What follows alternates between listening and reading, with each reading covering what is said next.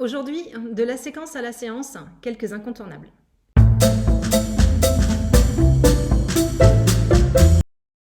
Bonjour à tous et bienvenue sur la chaîne Happy Prof. Je suis Valérie Renaudot. Et je suis Stéphanie Chauvel. Nous sommes toutes les deux professeurs et formatrices académiques. Alors, qu'est-ce qu'une séquence aujourd'hui? Aujourd'hui, la séquence. La séquence, c'est un ensemble de séances articulées entre elles, dans le temps, et organisées autour d'une ou plusieurs activités en vue d'atteindre les objectifs fixés par les programmes d'enseignement. En effet, la séquence vise un objectif d'apprentissage fixé au terme d'un nombre défini de séances. Elle vise la maîtrise d'une ou plusieurs compétences. Penser en séquence permet d'anticiper et d'exprimer clairement ce que vous souhaitez que vos élèves apprennent dans une dynamique de progressivité. Alors, plusieurs points d'étape. Un premier, l'idée, ça serait de choisir déjà une entrée du programme ou un axe d'étude pour la classe concernée. Ensuite, étape 2, il faudrait définir une tâche finale, une tâche complexe que l'élève sera en mesure de concrétiser à la fin de la séquence d'apprentissage. Exemple, une tâche complexe en mathématiques, un paragraphe argumentaire en histoire géo, une lecture de documents, une synthèse, une petite vidéo par exemple en langue vivante. Conseil, réalisez vous-même la tâche que vous allez donner pour bien prendre conscience des connaissances et des compétences qu'elle sollicite. En étape numéro 3, pensez à lister les connaissances et compétences nécessaires pour réaliser la tâche visée et vérifiez également à nouveau les entrées du programme ou axe d'études pour voir si vous êtes bien dans le cadre.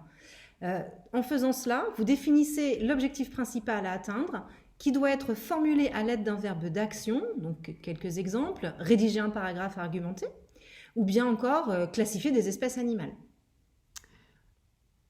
Une autre étape, trouvez une question à laquelle votre séquence tente de répondre. Cela va constituer votre problématique qui arrivera en tête de chapitre.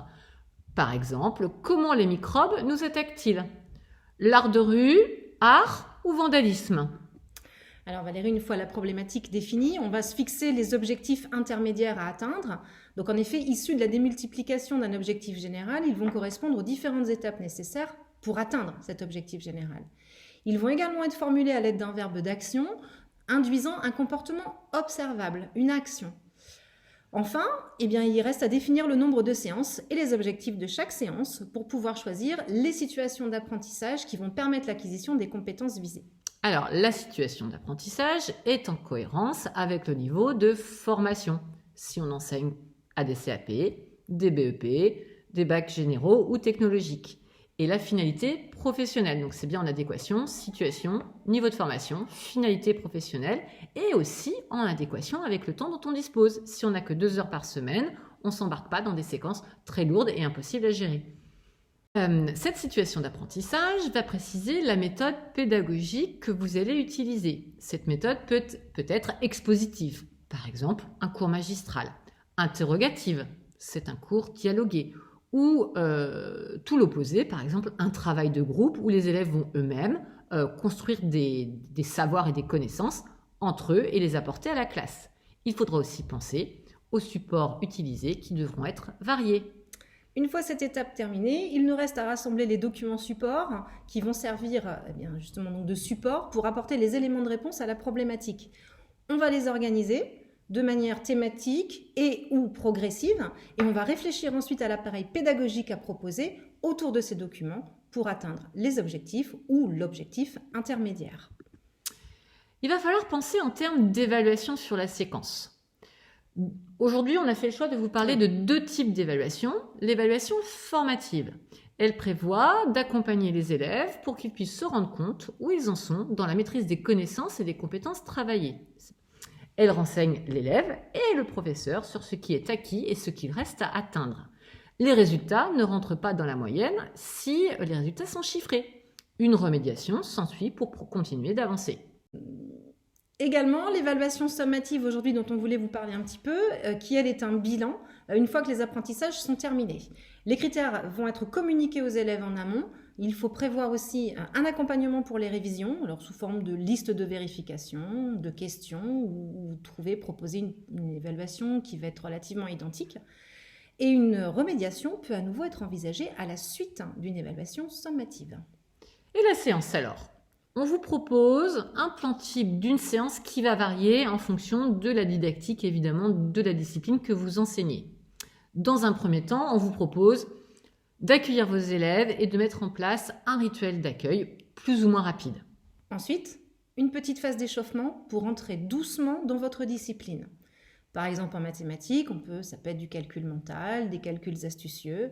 On peut imaginer un travail sur le mot du jour en français, en langue vivante ou en sciences, ou sur les nouvelles, dans l'actualité, une date importante, écrire une phrase avec le mot du jour, et il y en a beaucoup, beaucoup.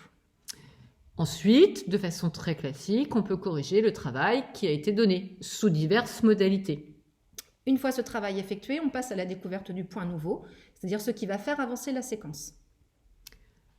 On aura bien fait le lien entre la séance d'avant et ce point nouveau.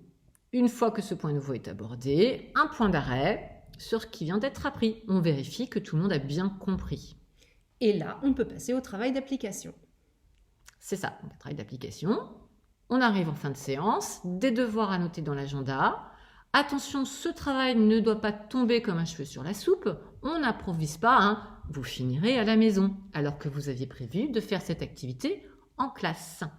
On énonce bien aux élèves le but du travail que vous donnez, la procédure pour le faire et les critères de réussite, ainsi que les modalités de retour au cours suivant. En fait, le but, c'est d'être aussi explicite que possible. Alors évidemment, ce qu'on vient de présenter, c'est dans le meilleur des mondes. Comme on travaille avec de l'humain, ça ne se passe pas toujours comme ça. Donc souvent, la séance prévue est bien trop longue. À vous de voir à quel moment vous pouvez vous arrêter pour qu'elle fasse une unité de sens. Et puis, vous finirez la fois d'après.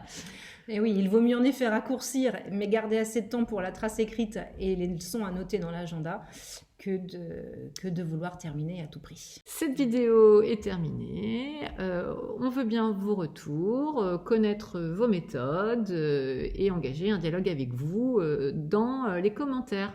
N'hésitez donc pas à liker, à vous abonner et on vous fera un retour des plus rapides. Merci beaucoup et à bientôt sur Happy Prof.